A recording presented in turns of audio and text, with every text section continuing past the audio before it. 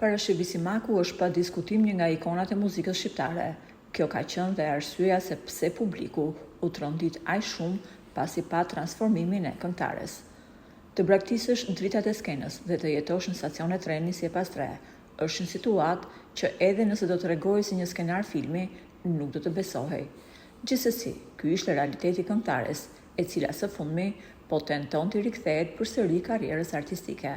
Ajo që duket që koha dhe jeta nuk kanë mundur dot t'i heqin këngëtares, është buzëqeshja e saj dhe timbri i zërit i ëmbël dhe i qetë. Duket se dhe vështirësitë kanë qenë të pafuqishme për t'i larguar Parashevis këto dy tipare karakteristike.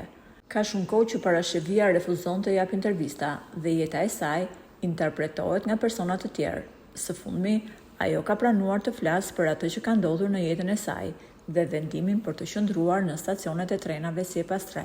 Këngëtarja tha: "Po, unë kam qëndruar me vite jashtë. Isha jashtë sepse zgjodha të jem aty. Nuk isha e vetmja në stacionet e trenave. Kishte edhe qindra amerikanë që rrinin jashtë si unë. Tani, dua t'ju sqaroj diçka.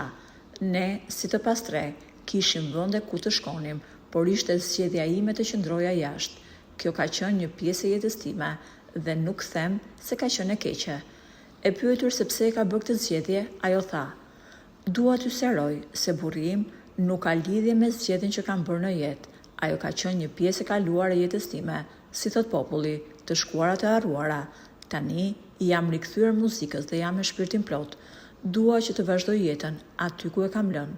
Unë dua t'ju dhuroj emocionet e bukura me muzikë dhe ju të kënaqeni sa më shumë. Kështu kam vendosur ta jetoj pjesën tjetër të jetës." Historia e Parashevisimakut nuk është thjesht një rënje, por është një zgjedhje. Të jetosh si e pastre, kur mund të mos jesh, është rebelizëm, jo dorëzim. A është kjo zgjedhje jo e zgjuar apo liri në formën më të pastër? Mund të na shkruani mendimin tuaj në koment. Faleminderit që na ndiqni. Për më shumë lajme interesante, bëjni subscribe kanalit ton të YouTube-it.